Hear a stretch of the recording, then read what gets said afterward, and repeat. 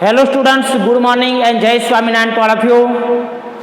Today I want to start a new chapter of our textbook Unit 7 Glimpse of India. There are three different topics in this chapter Glimpse of India. The first one is about a baker from Goa written by Lucio Rodriguez. First up, I want to tell about the author Lucio Rodriguez. He was born on 1916 and he was died on 1973, and he was one of the few outstanding Konkani essayists.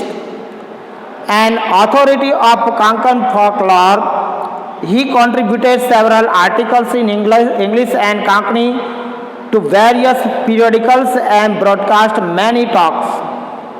Besides serving as a professor of English in college in Bombay and Goa, he was visiting professor of folklore at Indian University in 1969. So friends, here the topic is a baker from Goa. यहाँ पे जो topic दिया baker from Goa, Goa के जो baker थे उसके बारे में कहानी है, और इसमें लेखक ने गोवा के जो बेकर है उसके विषय में यहाँ पे डिस्क्रिप्शन वर्णन किया है। उसका वर्णन उसकी बचपन की यादों पर निर्भर है। यहाँ पे गोवा के ये जो बेकर है उसको याद करते हैं और उनके लिए जो ब्रेड जो तैयार करते थे, ये जो बेकर अपने व्यवसाय में दक्ष थे, बच्चे उनके ब्रेड के शौकीन थे, और ये जो बेकर द्वारा बनाई गई अलग अलग प्रकार की ब्रेड अलग अलग उम्र के लोगों के द्वारा बहुत पसंद की जाती थी। उदाहरण के लिए बड़े लोग ब्रेड पसंद करते थे, जबकि छोटे बच्चे बैंगल पसंद करते थे। उनके आने का पता उनकी बांस की जो छड़ी थी, वो छड़ी से निकलते वाली जो जिंग जिंग आवाज़ थी, वो आवाज़ से पता चलता था। बच्चे बेकर की टोकरी में झांकने के लिए या तो रेलिंग या किसी बेंच पर चढ़ जाते थे। ये कहानी शादी या त्योहारों और अवसरों पर एक बेकर की महत्व का विषय में है और इसमें ज़्यादा इम्पोर्टेंस दिया है। उस समय बेकर बहुत धनी हुआ करते थे और एक प्रसन्न अच्छा जीवन व्यतीत करते थे। तो here the topic is about the baker from Goa. Goa के जो बेकर थे उनके बारे में है। तो दोस्तों, let we start our chapter baker from Goa. Our elders are often heard reminiscing nostalgically about those good old Portuguese days, the Portuguese and their famous loaves of bread. Our elders are often heard reminiscing मतलब remembering, याद करते थे। हमारे पूर्वज आमतौर पर उन पुराने और पोर्टुगल के दिनों को स्मरण याद करते हुए सुने जाते थे। Those good old Portuguese days मतलब पोर्टुगीज में जब रहते थे पोर्टुगीज, उस दिनों को याद करते थे। And their famous loaves and bread, और उसकी जो फेमस ब्रेड और उसके टुकड़े को याद करते हैं। Those eaters of loaves might have vanish but the makers are still there. वो ब्रेड खाने वाले चाहे अब नहीं रहे, लेकिन बनाने वाले अभी भी वहाँ पे है। We still have amongst us the mixers, the moulders and those who bake the loaves. हमारे बीच ये जो मिक्सर करने वाले, मिलाने वाले, डालने वाले और ब्रेड पकाने वाले अभी भी मौजूद हैं। Those age old time tested furnace still exist, और युगों पुरानी और जांची परखी ये जो फर्नेस मतलब क्या होता है दोस्तों, हैर्थ मतलब भट्ठी, जो बेकिंग करने की भट्ठी आती है उसको बोलते हैं फर्नेस, मतलब ऐसी भट्ठी भी यहाँ पे मौजूद है। The fire in the furnace has not yet been extinguished, अभी भी ये भट्टियों की जो फायर है वो बुझी गई नहीं है। द थर्ड and jingle of the traditional bakers bamboo heralding his arrival in the morning can still be heard in some palace। देखो दोस्तों यहाँ पे थर्ड मतलब आवाज़ और जिंगल मतलब जन जन की आवाज़ होती है, उसको बोलते हैं जिंगल। ट्रेडिशनल बेकर्स बाम्बो जो पारंपरिक व्यावसायिक रूप से जो बेकर आते थे उनकी, मतलब जो पारंपरिक ब्रेड बनाने वाले जो बेकर थे वो सुबह जल्दी आते थे, तब बांस की जो आवाज़ और उनका जो संगीत कई स्थानों पर अभी भी सुना जा सकता है। Maybe the father is not alive but the son still carries on the family profession। अभी उनके पिता तो जीवित नहीं है लेकिन उनके बेटे अभी भी ये पारंपरिक जो व्यावसायिक धंधा है वो अपना पेशा अपनाए हुए है, अभी भी वो लोग अपना धंधा करते हैं। These bakers are even today known as the padder in Goa। ये जो आज भी ये जो बेकर है गोवा के वो पडेर के नाम से जाने जा सकते हैं, पडेर के नाम से जाने जा सकते हैं। So what are the elders in Goa nostalgic मतलब become sentimental by remembering the past का याद करके क्या हो जाना, सेंटिमेंटल हो जाना, संवेदनशील हो जाना। What are the elders in Goa nostalgic about, किस बात को सुन के वो क्या हो जाते थे, सेंटिमेंटल हो जाते थे। तो the elders of Goa nostalgic about the Portuguese days, किसको याद करें, पोर्टुगीज के टाइम में जब रहते थे उस दिनों को याद करके, और उनके फेमस जो ब्रेड थी नॉन, ये जो लोव्स ऑफ ब्रेड, और ब्रेड को याद करते हुए वो क्या हो जाते थे, नॉस्टैल्जिक हो जाते थे, मतलब वो बहुत सेंटिमेंटल हो जाते थे। What is the baker called, और बेकर को क्या बोलते थे, the baker is called pader, उसको पडेर बोलते थे, क्या बोलते हैं, पडेर। During our childhood in Goa the baker used to be a friend, companion and guide. गोवा में हमारे चाइल्डहुड में ये जो बेकर हमारे मित्र, साथी और मार्गदर्शक हुआ करते थे। He used to come at least twice a day, वो दिन में 2 बार आया करते थे। Once when he set out in the morning on the selling ground and then again when he return after emptying his huge basket. एक बार सुबह वो बेचने के लिए राउंड पहला लगाते थे और फिर जब वो बड़ी टोकरी खाली हो जाती थी तब वो वापस लौटते थे।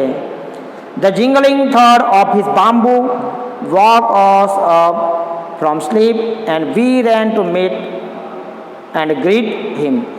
उसके जो बांस का जिंगलिंग थर्ड मतलब धमाकेदार संगीत हमें woke us up from the sleep मतलब हमको नींद से जगा देता था, और we ran to meet and greet और हम उसको मिलने के लिए और ग्रीटिंग करने के लिए, वेलकम करने के लिए हम वहाँ से भागते थे।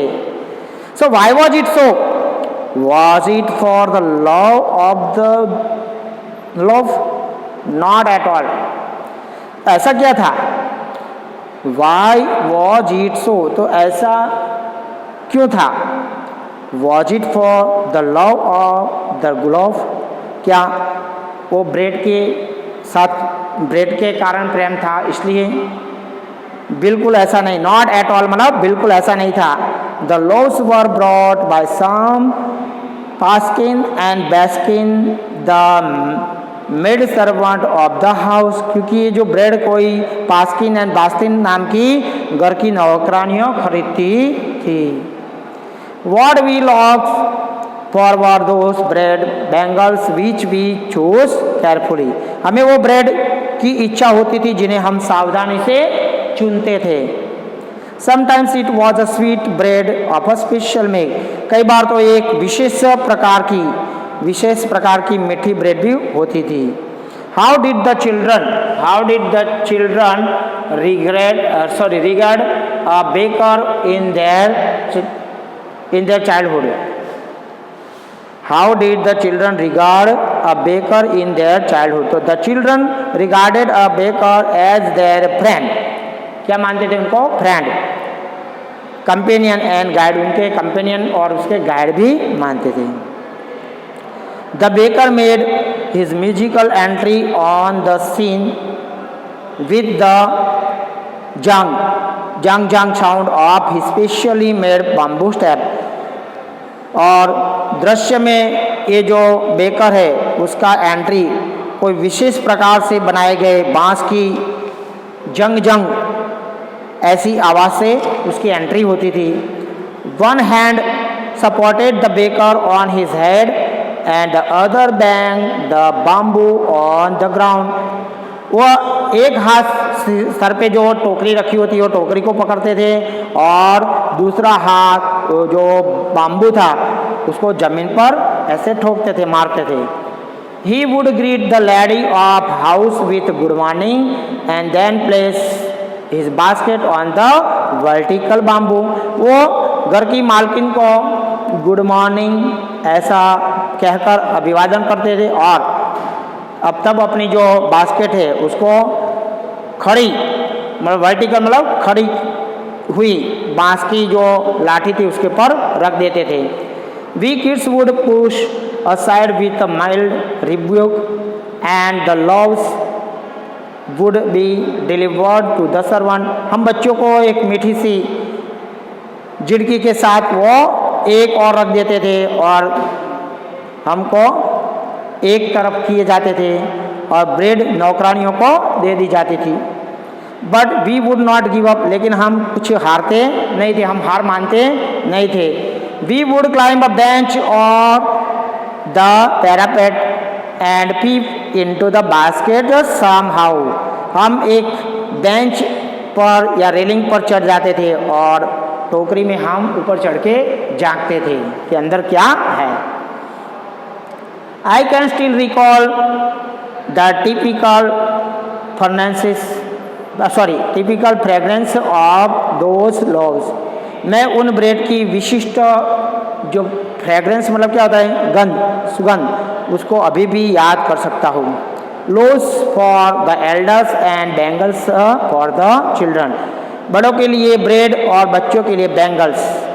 देन वी डिड नॉट, दोस्तों यहाँ पे बैंगल से वन काइंड ऑफ ब्रेड का एक प्रकार है। Then we did not even care to brush our teeth और वॉश अवर माउथ प्रॉपरली। तब हम ठीक से अपना मुंह भी धोते थे या ब्रश भी अच्छी तरह से करना हम भूल जाते थे।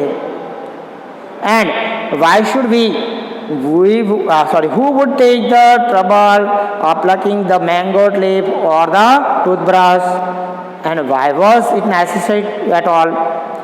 तो and why should we, और हमको और हम करते भी क्यों, ऐसा ब्रश भी क्यों करते।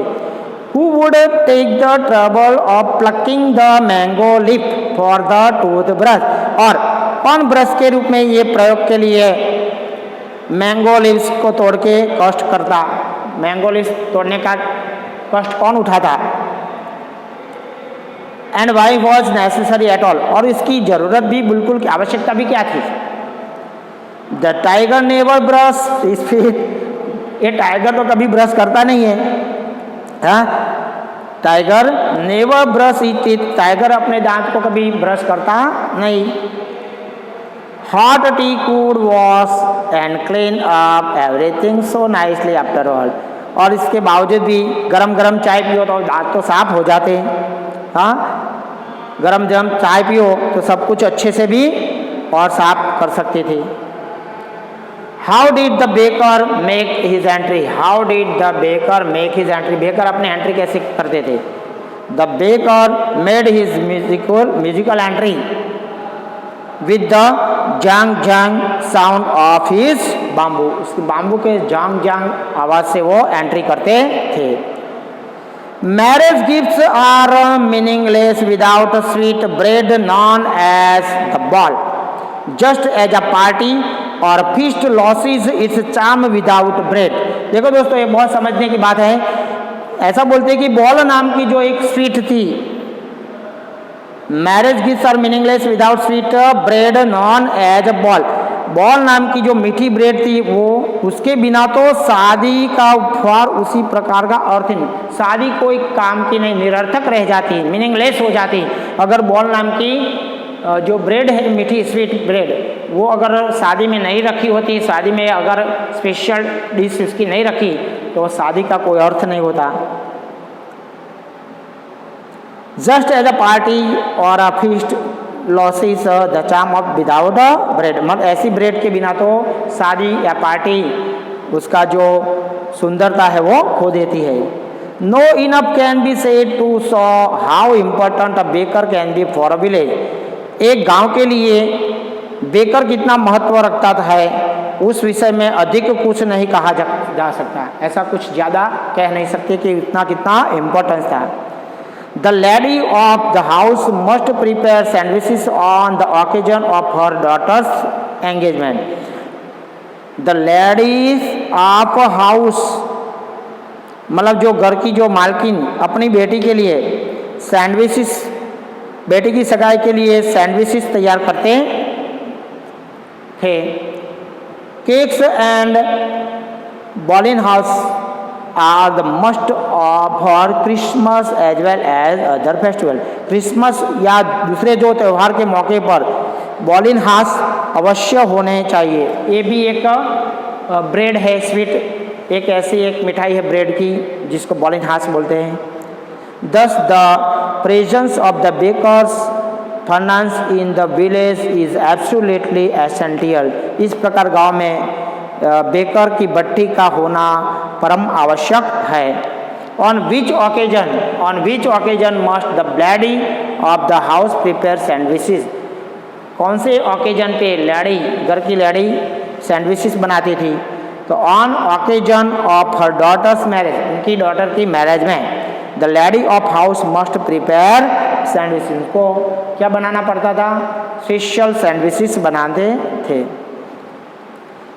The baker of a bread seller of those days had a peculiar dresses known as a कबाई। दोस्तों उस समय के जो बेकर थे या ब्रेड बेचने वाले थे उसको एक स्पेशल उनका एक विशिष्ट ड्रेस कोड था और ऐसे ड्रेस पहनता था जिसको कबाई कहते थे। क्या बोलते थे? कबाई। It was a single piece of long frock reaching down to the knees. वो घुटनों तक लंबा एक ही कपड़े में फ्रॉक होता था। In our childhood we saw bakers wearing a shirt and trousers which were shorter than full length ones and longer than half pant. अपने बचपन में हम बेकर लोगों को एक कमीज या पायजामा पहनते हुए देखा जो कि पैंट से छोटा और आधी पैंट से वो बड़ा होता था। Even today, anyone who wears a half pant which reaches just below the knees invites the comment that he is dressed like a padad. आज भी अगर कोई आधी पैंट पहन ले जो ठीक उससे घुटनों से छोटा उसके घुटनों से थोड़ा नीचे और तो अगर घुटने से नीचे का पहने तो उसको कमेंट तो मिल जाती है कि वो पड़े जैसा ही कपड़े पहने हैं। पड़े मतलब वो बेकर, उसको पड़े जैसे कपड़े पहने ऐसा बोला कमेंट किया जाता है। The baker usually collected his bills at the end of month. ये जो बेकर है वो आमतौर पर महीने के एंड में अपना बिल कलेक्ट करने जाते थे। Monthly accounts use to be recorded on some wall in pencil. और ये जो मंथली बिल है वो बेकर यहाँ पे दीवारों पे लिखते थे। उस टाइम वो पेंसिल रखे ऐसे और वो बिल जो जो देते थे उसको मंथली घर से बिल लेने जाते हैं। Monthly accounts use to be recorded on some wall in pencil. Pencil से वो दीवार पर मंथली बिल लिखते थे। Baking was indeed profitable profession in the old days. पुराने ज़माने में हकीकत में बेकर का धंधा प्रॉफिटेबल था। The baker and his family never starved. बेकर और उसका परिवार कभी भूखे मरते नहीं थे। स्ट्रैव्ड मतलब भूखे मरना। his family and his servants always look happy and prosperous. वो उनका परिवार और उनके नौकर सदैव हमेशा प्रसन्न एवं खुशहाल दिखाई देते थे. Their plump physique was an open testimony to this. उनका जो गोल मटोल शरीर इनका खुला प्रमाण होता था. Even today, any person with jackfruit like a physical appearance easily compared to baker. आज भी अगर कोई व्यक्ति ऐसे कटहल गोल मटोल होता है, जैकफ्रूट जैसा मतलब ऐसा गोल मटोल दिखाई देता है, तो उसकी तुलना ये गोवा के बेकर से की जाती है. उसकी कंपैरिजन गोवा के बेकर के साथ उनकी कंपैरिजन होती है. When did the baker collect his bill? Baker अपने बिल कब कलेक्ट करते थे? तो the baker collected his bill at the end of the month. महीने के एंड में बेकर अपने बिल को कलेक्ट करते थे. So friends, it's a very easy story and interesting story. We have completed our story. Then you have to write question answer in your CW notebook and we will continue our next story in the next period. Jai Swaminarayan to all of you.